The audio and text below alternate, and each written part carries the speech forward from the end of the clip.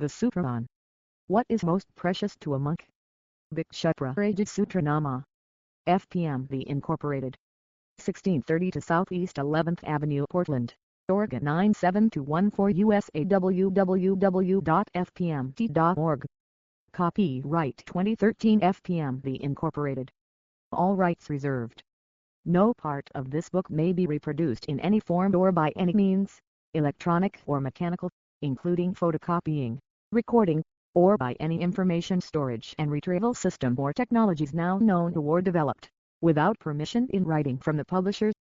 Set in Gaudi Old Style 12/14.5, by Bless Christie, and Tibetan Machine Unique, Code. Printed in the USA. 3. The Sutra. What is most precious to a monk? In Sanskrit, Bhikshupra Sutra Nama. In Tibetan, Jislongrab Tugcs Puyam Dojas Byaba. In English, the Sutra on what is most precious to a monk. Homage to the Omniscient One. Thus have I heard at one time. The Blessed One was residing in full, light-blossomed lotus vihara in the great city of Shravasti, surrounded by an assembly of fully ordained monks, 513 altogether. At that time, one among the assembly of the Blessed One known as Ariyat Ali, whose senses were completely disciplined, who was well learned, who had profound wisdom, and who was specially devoted to and held paramount divine teachings that were well spoken by the Blessed One, arose from his seat, put his upper robe over one shoulder, and having knelt on his right knee, joined his hands together in an alley at his heart, smiled, and spoke these words to the Blessed One. The sage's body, the lotus rising from the mires of samsara, immovable like the refuge-granting mountain, adorned with the ornaments of the minor signs and embellished by the blossoms of the major marks, is so glorious that one's thirst for viewing it is unquenchable. To you, Supreme One, I prostrate. Since only fully ordained monks are residing here, we request you, O sage, to teach to us, gathered here at this time, the nature, divisions, meanings of the term, and proper activity of fully ordained monk. For then, the Blessed One, being very pleased, looking at Up Ali, spoke these words. Listen well, Up Ali, my son. That which is said by me is for the sake of pleasing your mind and for the benefit of all fully ordained monks. The fully ordained monk is the victory banner of the Dharma. The fully ordained monk is an adamantine life tree. The fully ordained monk has abandoned all suffering. The fully ordained monk is a son of the conqueror. The fully ordained monk has slain the afflictions. The fully ordained monk goes to the grove of liberation. The very nature of a fully ordained monk is one of restraint. The 4 root vows and so forth, the 250 additional, are his proper activity, completely pure ethical discipline. As for divisions, in addition to monk in name only, there is one possessed of the marks, and an authentic monk. Regarding the term, because one completely exhausts the afflictions, begs for virtue, begs for food, abides peacefully, resides on the path, correctly practices, abandons desire and is pleasing to the mind, one is a fully ordained monk. 2. The fully ordained monk is exquisitely beautified, abandoning jewelry, he is greatly beautified by adornments. Renouncing desire, he practices with great attachment. Ointments, bathing, food, adornments, clothing, colors, and moreover, supreme riding mounts such as horses, oxen, and traveling in palanquins. Those who engage these are fully ordained monks, those who do not engage these are not fully ordained monks. 5. Then Up Ali spoke these words to the Blessed One. How so? This concealed language spoken by the Shuddha is difficult to grasp. Pray, may the Shuddha speech be a lamp which clears away the darkness of these very words. The Blessed One replied. Gold, and so forth, are worldly ornaments. Through shunning them, one is beautified by the most supreme ornament of compassion. Wearing the clothing of listening to transcendental teachings, that is the most excellent, beautiful clothing. It is not camphor and so forth, by which one is anointed, but by moral discipline, the most supreme of ointments. It is not by white and red and so forth, but by the color of faith that one is completely embellished. Joyful perseverance in transcendental activities is the unsurpassable, fastest mount. The Dharma activity of meditative concentration is the most delicious food, being a wholesome meal, it has the most supreme of tastes. The inestimable mansion of the Sangha assembly is completely enjoyed upon a seat of peaceful abiding. He who is endowed with these, unable to be turned back, he is an authentic monk. That one endowed with the 3 chiefs and the 5 companions, together with the mendicant's bowl and staff, completely restrained in the 3, body, speech, and mind, one whose behavior is shown to be of disciplined conduct, he is an authentic monk. 6. Those 2 authentic monks approach the city of salvation, the unsurpassable bliss of liberation. As for the other 2, which are inauthentic, that which falls in their begging bowls and so forth, blazing like a flaming river of molten metal in hell, roasts them for 1,000 aeons. The moral discipline of some is the cause of happiness, the moral discipline of others is the cause of suffering. Being endowed with moral discipline is unsurpassable bliss, degenerated moral discipline is suffering. That monk bound by thoroughly excellent moral discipline is an attractive figure, such a person, who abides closely by his monastic commitments 3 and has personal conviction in the trainings on moral discipline but for a single day, that person will gather an immeasurable heap of merit and will produce the fruit of Buddhahood.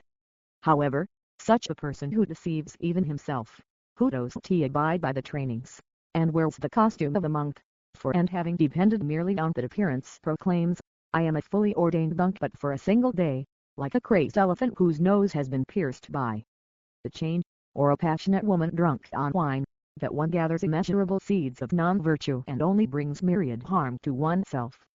5. Whoever does not abide by the trainings while wearing the robes of a monk, the very moment he wavers from the trainings, he is fit to be a householding layman. The inauthentic monk characterized by not abiding in the trainings, the worldly person. 7. Fails to capture the hearts of all, and is the object of every ridicule.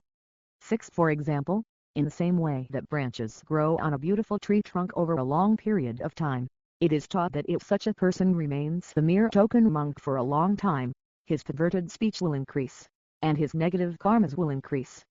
Moral discipline is unsurpassed bliss, moral discipline is the path of liberation, moral discipline is a field of excellent qualities, moral discipline is the cause of Buddhahood, moral discipline is paramount.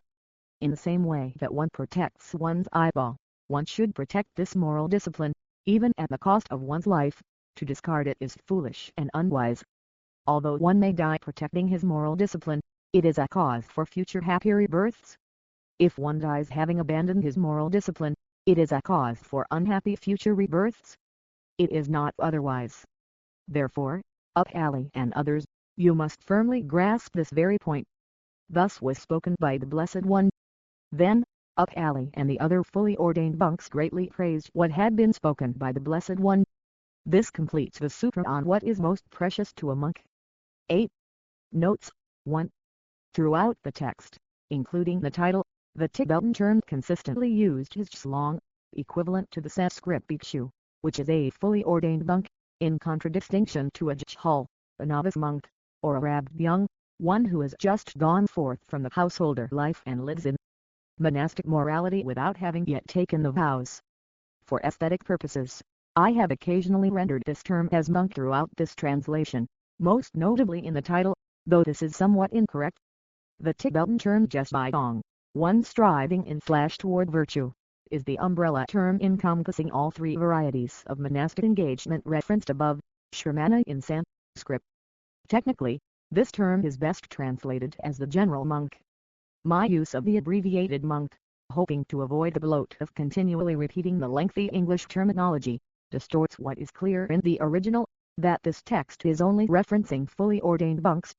I hope this footnote somewhat helps rectify that distortion. 2. This list conveys a series of various etymological interpretations for the term fully ordained monk, which is lost in English, and even in Sanskrit and Tibetan some of the variations require commentary to be clearly understood. Suffice it to say it is understood that in the very language of fully ordained monk, all of these concepts and identities are implicitly understood. 3. This verse is a play on words lost in the English. The monk of Pali is famous for having repeated all of the teachings of the Buddha on monastic discipline, and his name is roughly translated from the Tibetan as one who abides close. 4. The actual phrase used is one who grasps the victory banner of the Shugoda, which is a euphemism for wearing the robes of a follower of the Buddha. In this context, I have translated it as costume as it is referencing an inauthentic monk. but the same euphemism is used in respectful contexts as well. The same phrase can also be interpreted as one who promotes or serves as a standard for the Buddha's teachings. 5. These lines are referencing a monk in name only. 6. These lines are referencing one possessed of marks. Translator's colophon. This text was translated by Ven. Yilden at Siraj Monastery during the first month of the female water snake year February/March 2013. The input event. Tenzin Gyurm Rinpoche, Andy Francis, and Upton Funsog was invaluable. I owe them great thanks. With that said, all errors are my fault alone, and for those I sincerely apologize. This translation is dedicated and offered to Kayaj Lama Zopa Rinpoche, the pinnacle of an authentic monk, without whose great kindness I would never have 9. Had the occasion to understand a single syllable of Dharma, much less attempt a translation. May any benefit from the translation and contemplation of this text be dedicated to the perfect, complete enlightenment of all mother sentient beings. Foundation for the Preservation of the Mahayana Tradition. The Foundation for the Preservation of the Mahayana Tradition (FPMT) is a dynamic worldwide organization devoted to education and public service. Established by Lama Thubten and Lama Zopa Rinpoche, FPMT touches the lives of beings all over the world. In the early 1970s, young Westerners inspired by the intelligence and practicality of the Buddhist approach made contact with these lamas in Nepal, and the organization was born. Now encompassing over 150 Dharma centers, projects, social services and publishing houses in 33 countries, we continue to bring the enlightened message of compassion, wisdom, and peace to the world. We invite you to join us in our work to develop compassion around the world. Visit our website at www.fpmt.org to find the center near you, a study program suited to your needs, practice materials, meditation supplies, sacred art, and online teachings. We offer Friends of FPMT, a program with benefits such as Monday Magazine and access to the FPMT Online Learning Center. Also, please check out some of the vast projects Lama Zopa Rinpoche has developed to preserve the Mahayana tradition and help end suffering in the world today.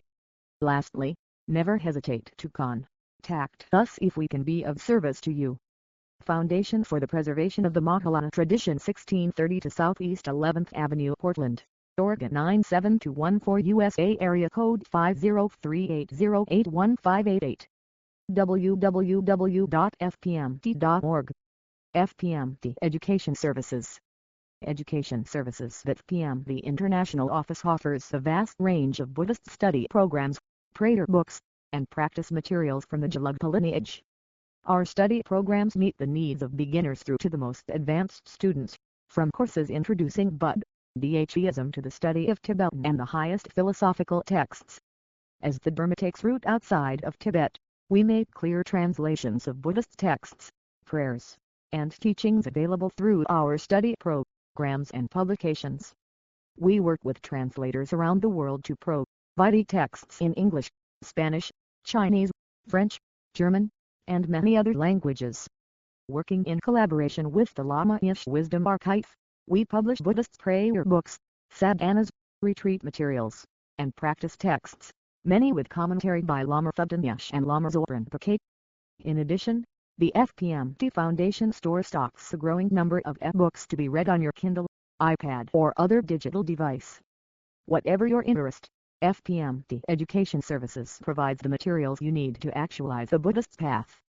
Education Services FPMT International Office, 1630 to Southeast 11th Avenue, Portland, Oregon 97214. Area code 50380815888. Education@fpmt.org. www.fpmt.org. Foundation for the Preservation of the Mahayana Tradition,